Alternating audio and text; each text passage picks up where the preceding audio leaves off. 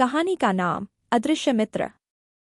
कुशल, एक अकेला युवक, हमेशा नए दोस्तों की तलाश में रहता था। एक दिन उसके कंप्यूटर स्क्रीन पर एक संदेश चमका, क्या तुम मेरे दोस्त बनोगे? कुशल ने जवाब दिया, कौन हो तुम? लेकिन कोई जवाब नहीं आया।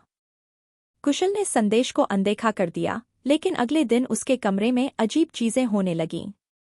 उसकी किताबें अपने आप गिरने लगीं और दीवारों पर कुछ अजीब संकेत बनने लगे।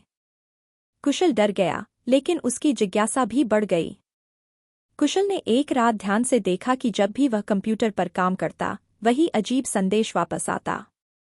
उसने हिम्मत करके जवाब दिया, हाँ, मैं तुम्हारा दोस्त बनूंगा। अचानक कमरे में एक हल्की रोशनी फैल गई और एक अदृश्य शक्ति ने कुशल का हाथ पकड़ लिया।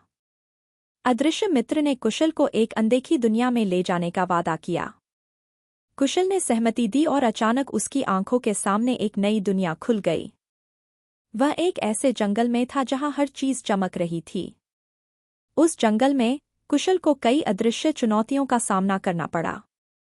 एक दिन वह एक नदी पार कर रहा था जब अचानक नदी की लहरें उसके खिलाफ होने लगीं। उसने अदृश्य मित्र की मदद से खुद को सुरक्षित निकाला।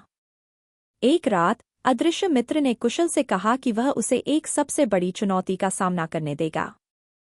कुशल ने बिना किसी हिचकिचाहट के कहा, मैं तैयार हूं। उसे एक खतरनाक पहाड़ी पर चढ़ना पड़ा। कुशल ने जब पहाड़ी पर चढ़ना शुरू किया तो उसे लगा कि वह एक भयानक मंजर का सामना कर रहा है। पहाड़ी पर अचानक पत्थर गिरने लगे, लेकिन अदृश्य मित्र ने उसे सही रास्ता दिखाया और कुशल ने पहाड़ी को पार कर लिया। अदृश्य मित्र ने कुशल को बताया कि अब समय आ गया है कि वह असली सच्चाई जाने। कुशल ने हिम्मत जुटाई और मित्र का सामना किया। अदृश्य मित्र ने कहा, मैं तुम्हारा अंतर्द्वंद हूं, तुम्हारा ही एक हिस्सा। कुशल ने महसूस किया कि उसकी सारी कठिनाइयां और डर उसके अपने ही मन की उपज थीं।